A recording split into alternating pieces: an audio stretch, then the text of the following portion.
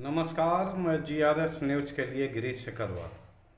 आज के इस ब्लॉग में मैं बात करूंगा उन सरकारी जांच एजेंसियों की जिन्होंने न सिर्फ विगत 10 वर्षों में भारतीय जनता पार्टी को एक चुनावी जिताऊ पार्टी बनाया, बल्कि तोड़ फोड़ में माहिर इन एजेंसियों ने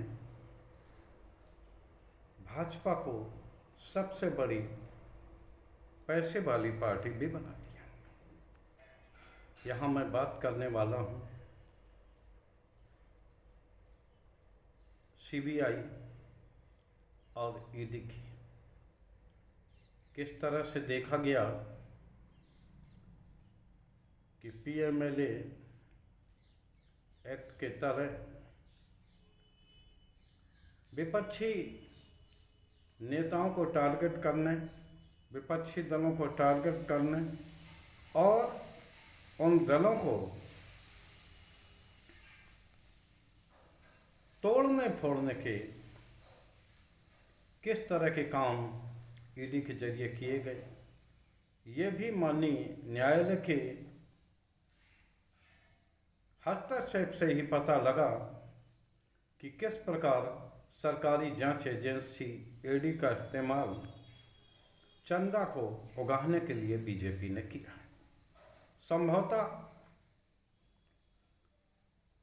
सुप्रीम कोर्ट ने झारखंड के मुख्यमंत्री हेमंत सोरेन के करीबी प्रेम प्रकाश को जमानत देते वक्त जो पीएमएलए की धारा 45 के तहत जो टिप्पणी की है,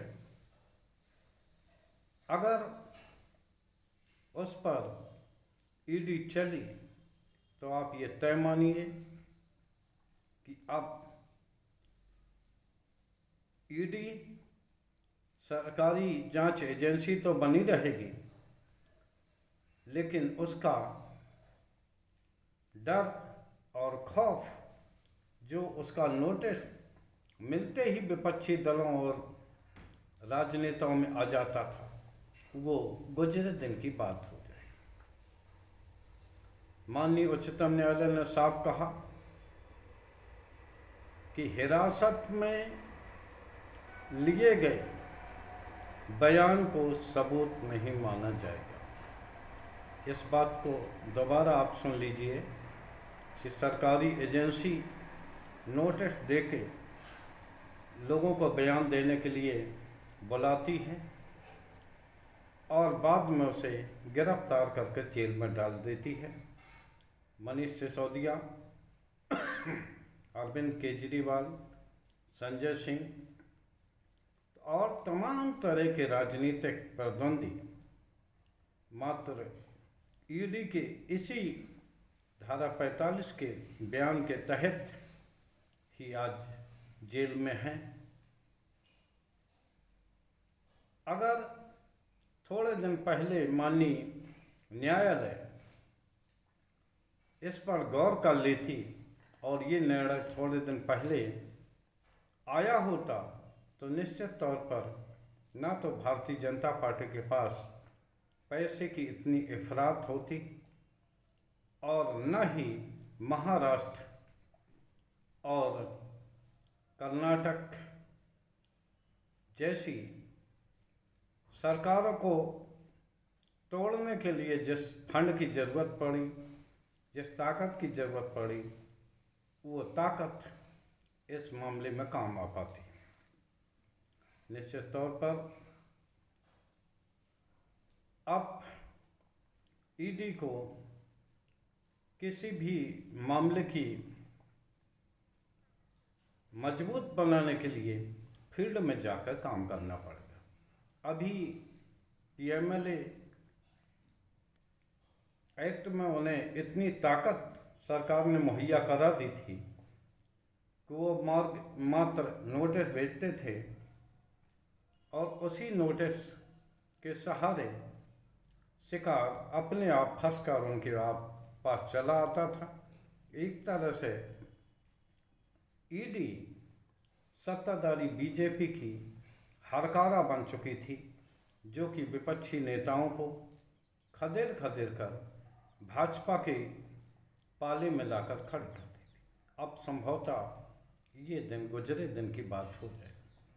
धारा 50 की तरह लिए गए निर्णय को लेकर भी माननीय न्यायालय ने स्पष्ट आदेश दिया है, यानी कि अब एजेंसी रहेगी तो, लेकिन वो दांत जिसे दिखाकर ईडी के अधिकारी वसूली कर लेते थे, लोगों को महीनों जेल में रखते थे, अब संभवतः गुजरे दिन की ये बात हो जाएगी और कोई भी राजनीतिक व्यक्ति या व्यापारी उनके उत्पीड़न से बच जाएगा। कई जगह आपने कई बार ऐसी सूचनाएं सुनी होंगी कि किसी उद्योगपति को नोटिस दिया गया, बाद में उसे वसूली करके छोड़ दिया गया। अब संभवतः इस तरह के केस नज़र में नहीं आएंगे। दूसरा झटका जो बीजेपी को लगा है, मैंने इसलिए कहा, हालांकि वो अब बीजेपी के सांसद नहीं रहे हैं, लेकिन उनके पुत्र उत्तर प्रदेश में उन्हीं की लोकसभा सीट से सांसद बन गए हैं। आप सभी लोग समझ गए होंगे कि मैं कुश्ती फेडरेशन संघ के पूर्व अध्यक्ष ब्रजभूषण शरण सिंह की बात कर रहा हूँ। दिल्ली पुलिस ने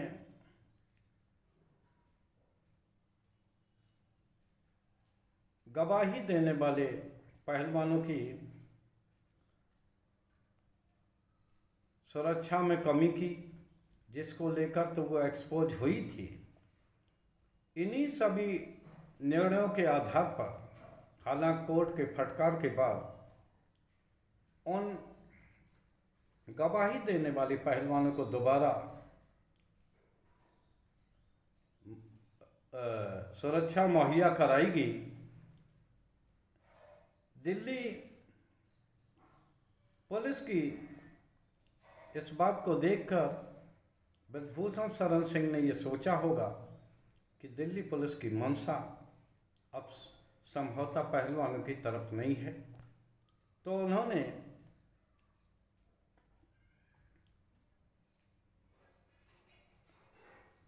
रिपोर्ट को ही क्वेश कराने के लिए हाई कोर्ट का रुख किया और उन्होंने कहा कि केवल मुझे बदनाम करना और WFI के अध्यक्ष पद से हटाना ही पहलवान लोगों का उद्देश्य था।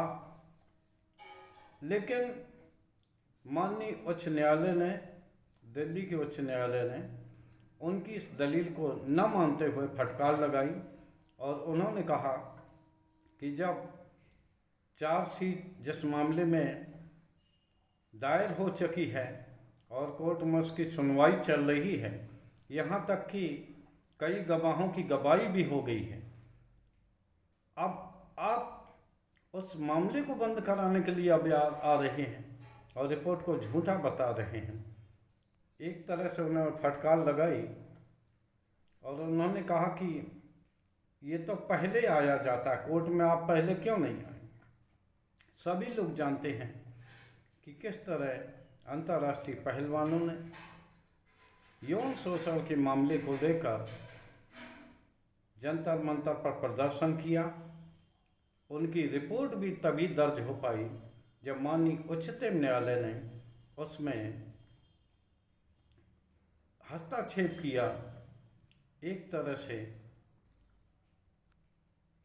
ये झटका ब्रजभूषण शरण सिंह को तो व्यक्तिगत रूप से है ही, लेकिन पूरी भारतीय जनता पार्टी सरकार को भी ये टीस देगा, क्योंकि उस समय भारतीय जनता पार्टी ने ही ब्रजभूषण शरण सिंह को पास्को और अन्य मामलों से देरी करा के बचा लिया था, नहीं तो पास्को होता तो अभी ब्रजभूषण सिंह की गिरफ्तारी जरूर होती।